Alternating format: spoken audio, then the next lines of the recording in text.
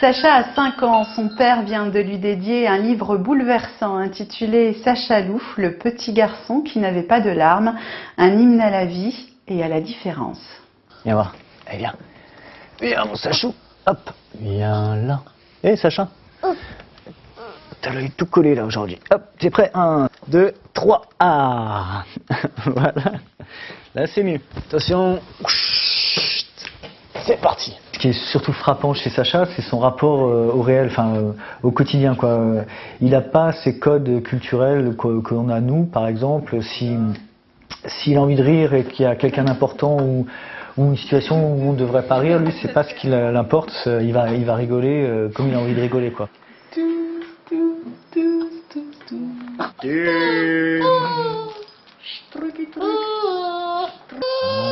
petit Sacha.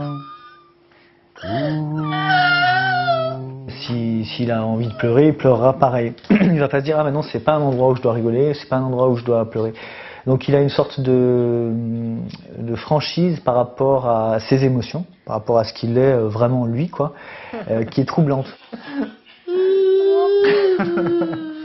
Comment Sacha? Sacha est atteint d'une maladie génétique non identifiée et peut-être incurable. Il ne marche pas, il ne parle pas, mais comme l'a écrit son père, la parole n'a pas juste la forme des mots.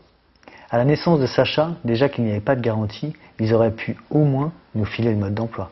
Des fois, Sacha il est complètement décalé par rapport à son environnement, quoi. Quand des fois on se retrouve dans une station d'autoroute où chaque fois qu'il y a une chaise qui grince, il se marre mais comme une baleine. Alors on pourrait se dire oulala non c'est dramatique, on est en train de se faire remarquer et tout. Mais non, mais c'est plutôt marrant au final. Parce que oui, effectivement on se fait remarquer, mais oui, mais il se marre surtout, c'est ça qui est marrant. Si vous comprenez, les choses sont ce qu'elles sont. Si vous ne comprenez pas, les choses sont ce qu'elles sont. Swansha.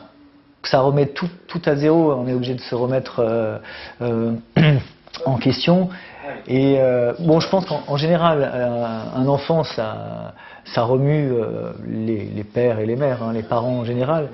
Et un enfant différent encore plus, parce qu'on n'a pas de repères avec les autres parents. Je veux dire, les enfants classiques, oui, on va pouvoir dire, mais tiens, il est comme ça, il fait ça. Alors, et puis les autres parents pourront nous donner des conseils. Tandis que là, on est un peu dans une terre inconnue, quoi. Et donc, on se retrouve complètement seul, quoi. Hop. Non? C'est pas le moment?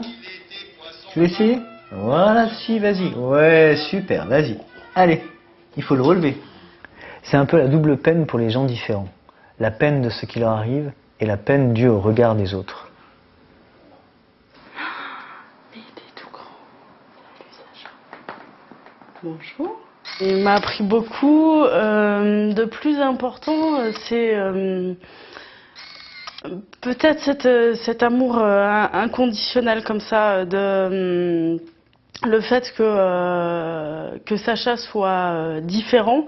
Je crois que j'ai découvert que je l'aimais entièrement, quoi. Enfin, dans toute sa différence finalement, même si des fois c'est difficile, un amour vraiment profond. Sacha va bien depuis 7 jours. Je commence un peu à m'inquiéter. C'était pas une volonté au départ de absolument rendre les choses drôles, mais c'est notre mode de fonctionnement, quoi.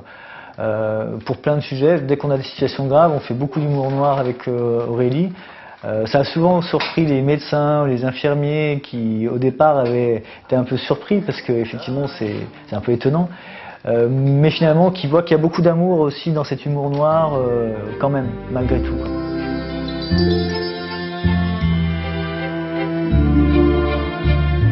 Voilà, Route 67, c'est terminé pour aujourd'hui. Si jamais vous avez envie d'en savoir plus sur Sacha Loup, le petit garçon qui n'avait pas de larmes, rendez-vous sur internet, adresse www.semeurdetroubles.fr. À bientôt.